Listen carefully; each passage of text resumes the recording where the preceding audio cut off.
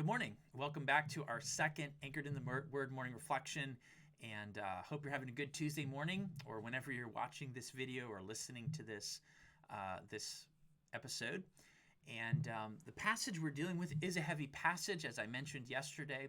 We're going to read the section that we're going to focus in on this morning. Yesterday, we looked at the differences between these two people, a startling difference between the way that they live their lives and their life experience. This morning, I'd like us to focus in on what they had in common. And the text definitely draws out something that was the same between these two people. So let's go ahead and take our Bibles together. Let's turn and we'll read Luke chapter 16, and we'll start in verse number 19. Here's what it says. There was a certain rich man which was clothed in purple and fine linen, and fared sumptuously every day. And there was a certain beggar named Lazarus, which was laid at the gate full of sores, and desiring to be fed with the crumbs which fell from the man's table. Moreover, the dogs came and licked his sores. It came to pass that the beggar died, and was carried by the angels into Abraham's bosom. The rich man also died, and was buried. And in hell he lifted up his eyes, being in torments, and seeth Abraham afar off, and Lazarus in his bosom.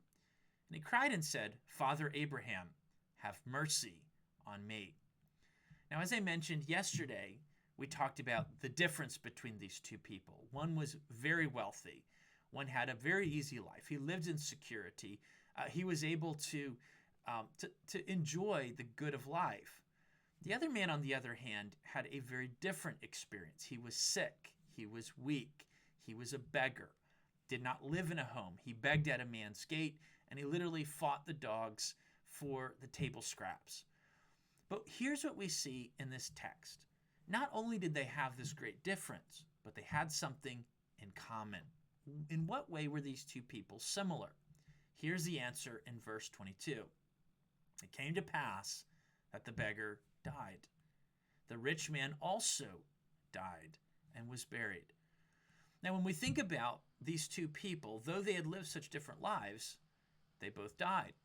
In verse 22, it came to pass the beggar died. In verse 22, it came to pass the rich man also died. This reminds us of something that we all are going to have to face.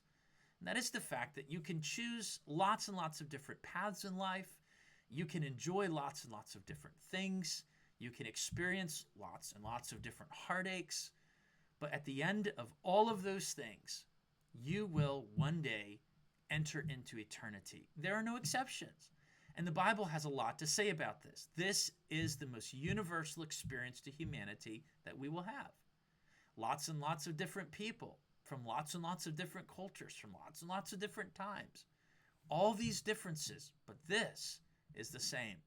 In Ecclesiastes 3:1 it says, to everything there is a season and a time for every purpose under heaven, a time to be born and a time to die. Psalm 90 verse 10, he says, the days of our years are 80 years and 10. And if by reason of strength they are 80 years, yet is their strength labor and sorrow. For it is soon cut off, and we fly away. So teach us to number our days, that we may apply our hearts unto wisdom. Then another passage that really stands out is Ecclesiastes 11. He says, rejoice, O young man, in thy youth. Let thy heart cheer thee in the days of thy youth. Walk in the ways of thine heart, and in the sight of thine eyes. But know thou, for all these things God will bring thee into judgment. Remember now thy Creator in the days of thy youth, while the evil days come not, nor the years draw nigh, when thou shalt say, I have no pleasure in them. Because man goeth to his long home, and the mourners go about in the streets. Then shall the dust return to the earth as it was, and the spirit shall return unto God who gave it. Now, when we think about these passages, the last scripture I'll mention is in Hebrews, where it says, it is appointed unto man once to die, and after this, the judgment. Now, generally, when I give these Anchored in the Word morning reflections, my encouragement, or my focus is to be very uplifting and very encouraging. And this morning is a little bit different. It is to warn people to remember the fact that your life is a vapor. It appears for a little while, it vanishes away. How you live your life matters. The choices that you make matter. because there's going to be a day that you're going to meet God.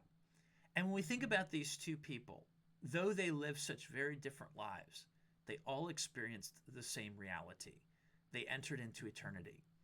I hope that this morning, as you listen to this video or watch it or whatever you're doing, that you will stop and reflect on the fact that one day you will meet the Lord. And I hope you're ready for that day. The fact is, you don't have to face that reality with fear and with terror. You can face that reality with confidence, knowing that you are right with God, and one day you will enter into eternity to be with Him forever. And so I hope that you have that confidence. If you do not have that confidence, I hope that you'll reach out to me either through the church website or through email or however you need. There's options available. Even if you're watching this on Facebook or YouTube, you can personally message the church and we will get back with you. If you do not know for sure that when you die you're going to spend eternity with the Lord, please reach out so we can be an encouragement to you and point you to the gospel and what Christ has done for you. This passage of Scripture reminds us that all of us are one day going to meet the Lord, and we need to be ready for that day. Well, I know that that's not necessarily a positive thing to end on, but I do hope that you have a good day. And I do hope that if you're uncertain of eternity, you will reach out so that we can help you to see from the Bible what you need to do to respond to the gospel in order to be saved. Have a blessed day. Lord willing, we'll meet again tomorrow. Bye now.